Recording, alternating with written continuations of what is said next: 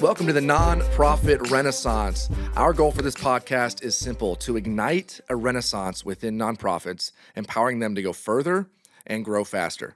We're your host. I'm Colin. And I'm H.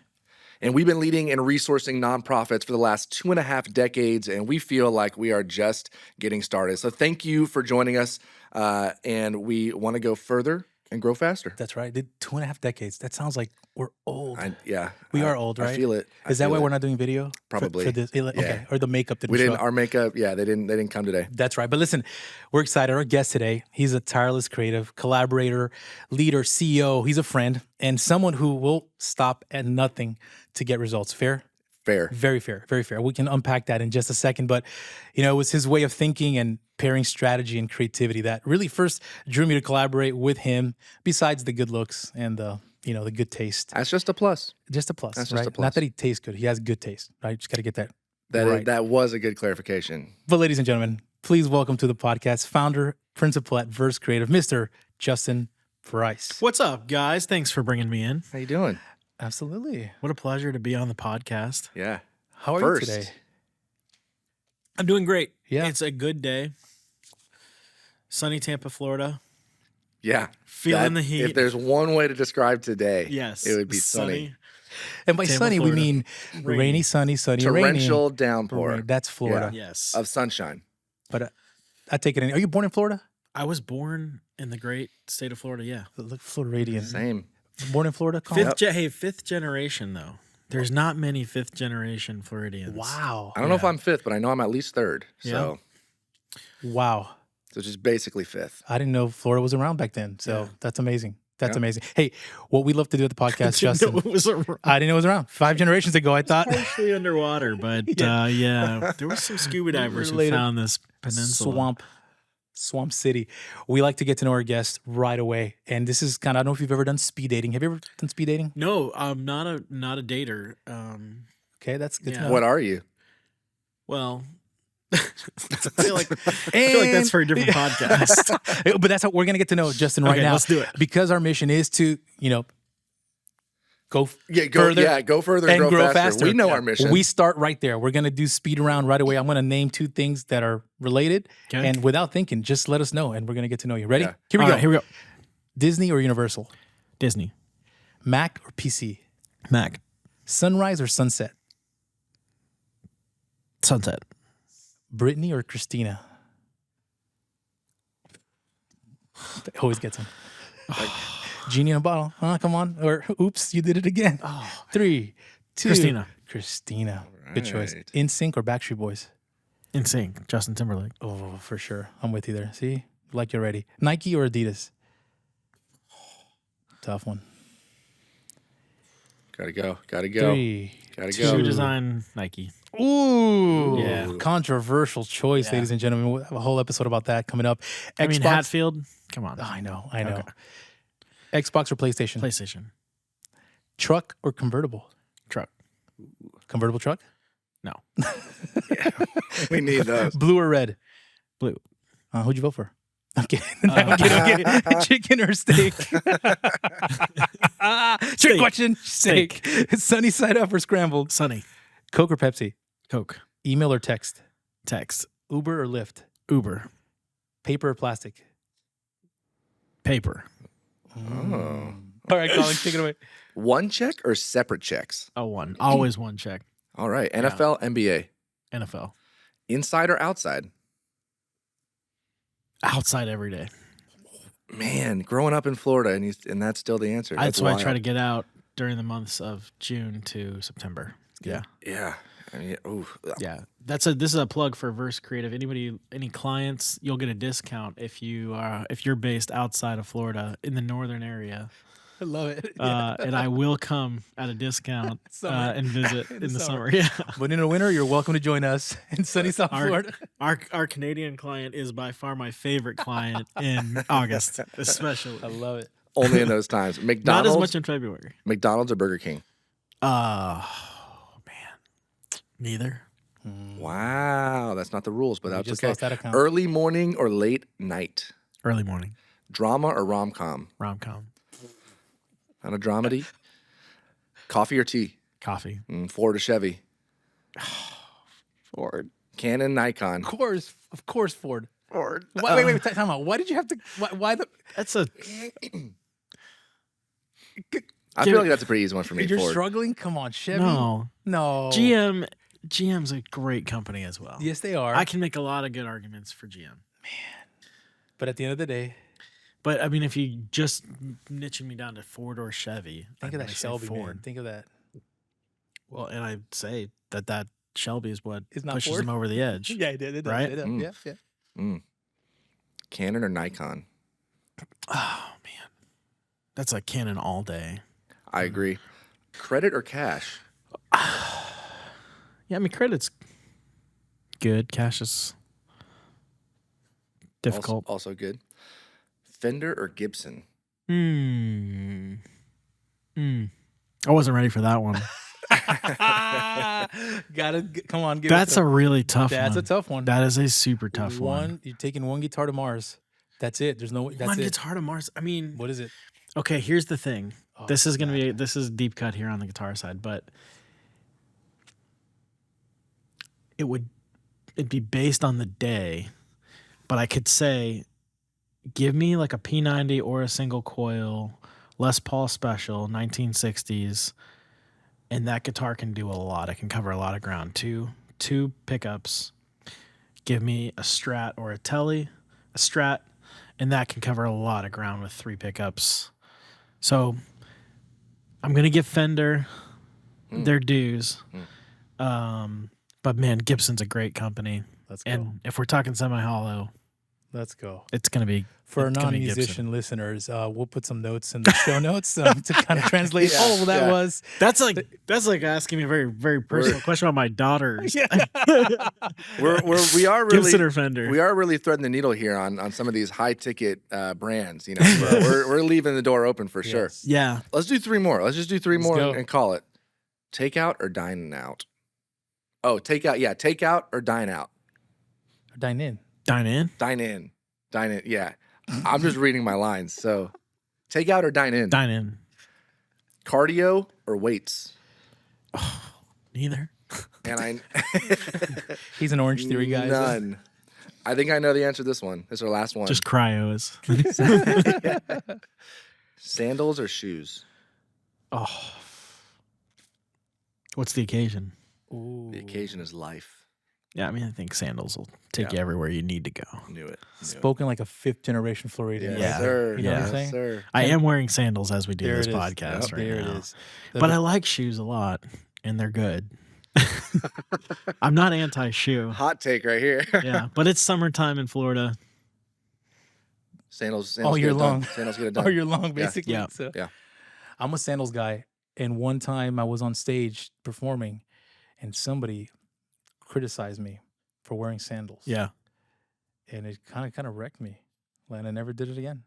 I've never been criticized, but I do have a rule of no sandals on stage. And I typically would never wear sandals to a meeting. The only reason I'm wearing sandals in this setting is I appreciate you dressing up for the occasion. because this is at my office. There we go. This podcast is powered by Verse Creative. Verse is an award-winning full-service creative agency and production studio trusted by global brands and organizations. Verse specializes in nonprofit organizations who are serious about their mission and maximizing their resources. Find out how Verse can serve your organization today at versecreative.com. Let's talk a little nonprofit manifesto. Renaissance manifesto. Yeah, listen, so we set a foundation, some values, and that would help guide our conversations, our interviews, and talking to leaders who've been serving, resourcing in nonprofits and leading, nonprofits of all sizes. So basically, what's a Renaissance without either some good art or a manifesto? Which, do you know what a manifesto means, Colin? I sure do. What is it? It's manifesto is. Do we have a thing here? you really threw that. It's a declaration. It is a declaration. It's a declaration of a movement. Of like, these are our core values. These are the things. Yeah, it's a declaration and really helping us set a foundation for that. And some pillars that will help guide our conversation. So, for us, we wanted to kind of set the tone in this episode and talk and lean into Justin's experience in the nonprofits he's led, the nonprofits you've served and, from your point of view, your perspective in and out. So we're going to kind of cover them today, go through the 5 pillars and have some conversation about leading nonprofits. Let's do it. Let's start with the first one.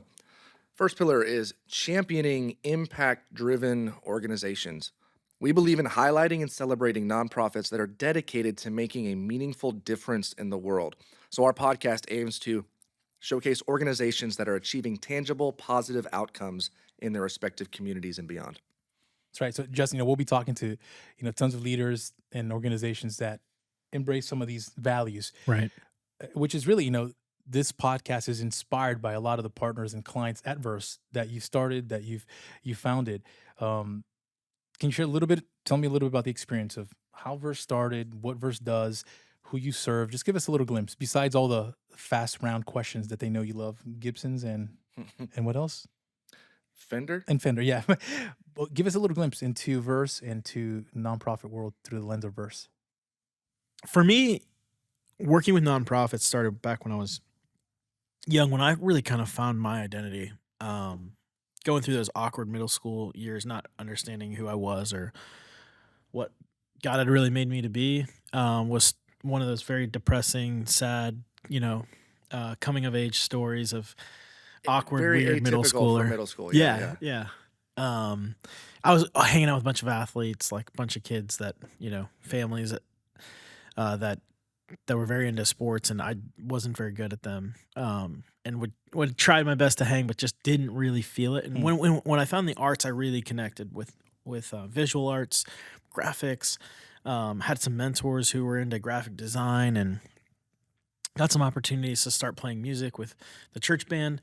And just said, man, this seems like this is what I was supposed to do. I got leadership opportunities, and said, man, I feel like I need to be, using my life to kind of be working inside of the nonprofit space to work with something with this artistic, creative element and people. And I liked it.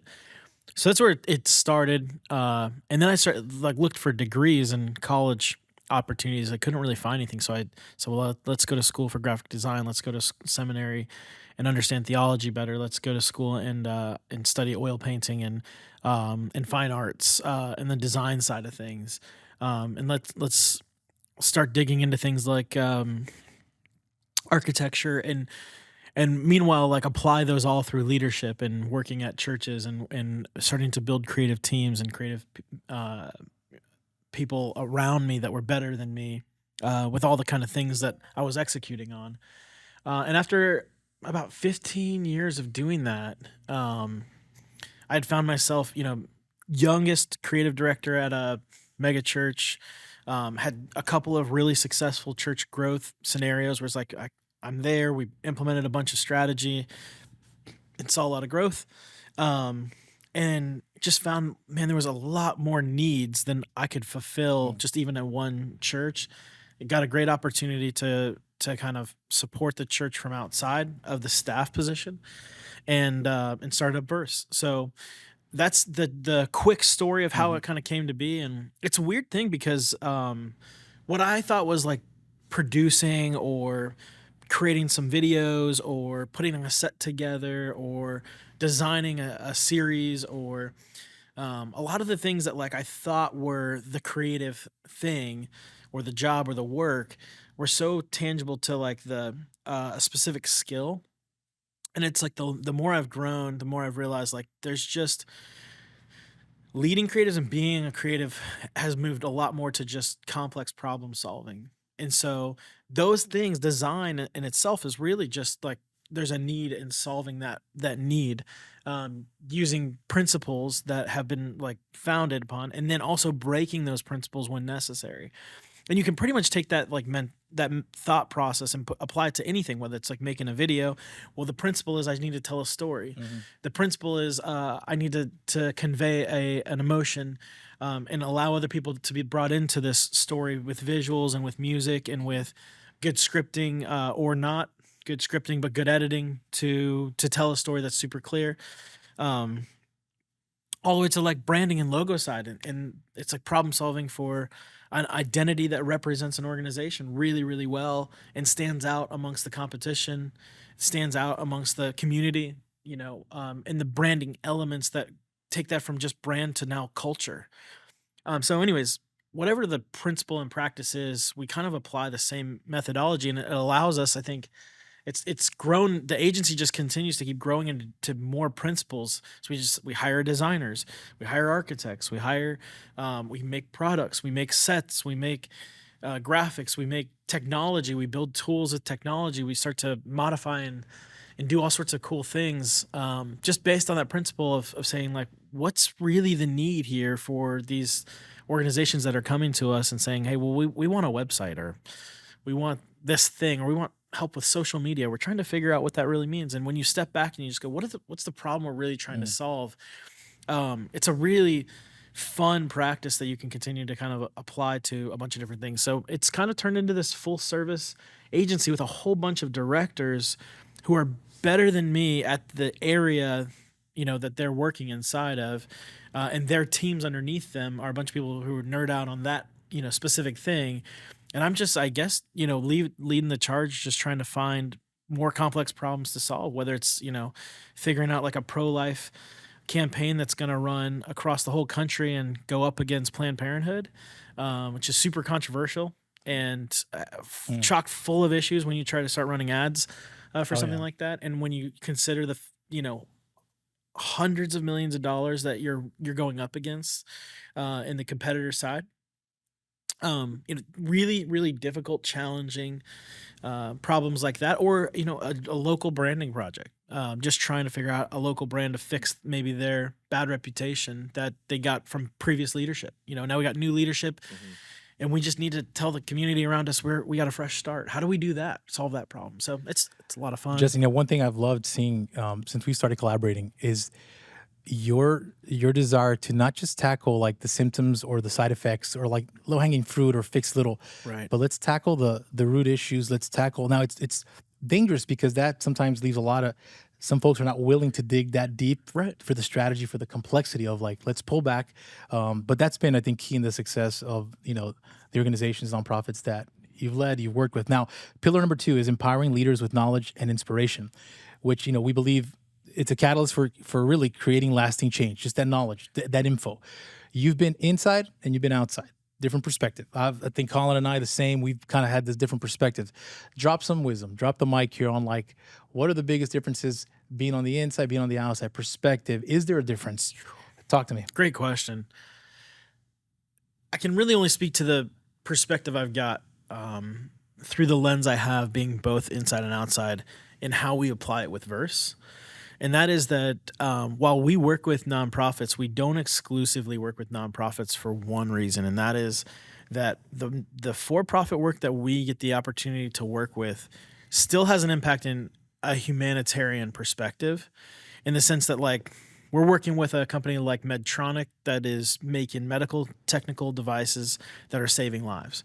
It's a superhuman perspective that we approach that to. We have to understand the hospitalist that we're selling a big robotic surgical machine to, right? Or we have to understand the doctors that are making a decision to choose this particular device to recommend to their patients over another one.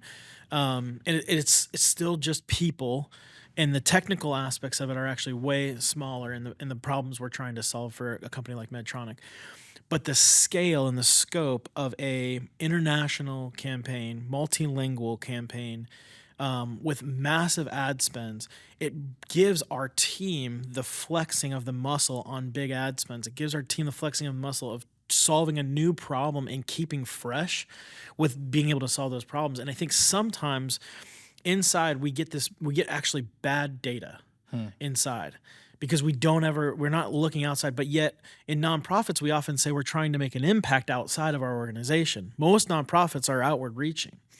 And the reality is, like, if you're trying to reach out and you're trying to engage or connect or make a change outside of your organization, but you don't ever come outside and you don't really have a great outside perspective of how to best communicate with them, in a bubble, right? You're really at a disadvantage. And so you're handicapped. And we talk to a lot of nonprofits who they're at this point where they're like, we're doing X, Y, Z. Like, this is all really good stuff. And we would agree. But when you look at it from another perspective and you go, do you even understand that person that you're trying to reach those ways with? Or do you understand any of these other factors that we've learned by working maybe with some other systems? We've learned by working and thinking differently. One of the best ones was like just startup technology company that threw me in was like, you got to figure out how to do 3 times as much work. And you don't get the umbrella around you anymore of like, well, we're a nonprofit and we're good people and we're going to do our best. It's like, this is make or break. Yeah. And that level of pressure that we get on ourselves from the wide variety of clients that we serve, we apply that back so that a nonprofit who does have this nice, safe umbrella of like, we'll do the best we can, kind of a, I'm air quoting for everybody else. We get to come back and we put that same pressure on ourselves, but they can maintain their community. So in a way, it's like you've taken a bunch of insiders, you've put them into the pressure of the outside, and you've given them that information and that pillar of good information. And our vision is to be able to bring that back and apply it in a way that we think is healthy for their team and to support their team in a way that's a really, really unique advantage for them now as a nonprofit. That's one of the most fun things for me is like, we get to go through this pain so you don't have to. And when we show up, it's like, we feel really good about being able to move the needle really far for your team because we can get past a lot of the stuff you guys are hung up on, whether that's like resources, just access to data, access to that information. They can't hire a lot of the staff we can hire. They can't get access to a lot of the kind of people we can get access to internally because they don't have the budgets for it. But they don't have to hire somebody full-time. They can get that person for 4 or 5 hours from us to impact the thing that they need and walk away with all of the gains of it if they would have had to go and hire somebody like that. Oftentimes, that's what most nonprofits need is that little nudge from the outside to push them forward but they need the trust of an insider to be able to filter that knowledge in a way that's applicable. Well, this has been part 1 of our conversation with Justin Price, Principal and CEO of Verse Creative. It was simply too good to put it all in one episode, so make sure you subscribe and tune in next time where we're going to continue our discussion on the Nonprofit Manifesto. We'll see you then. Thanks again for listening to the Nonprofit Renaissance. We hope it ignites a renaissance in you and helps you go further and grow faster. Be sure to share, rate, and subscribe. And if you'd like to recommend or be a guest on our show, send us an email at podcast@versecreative.com.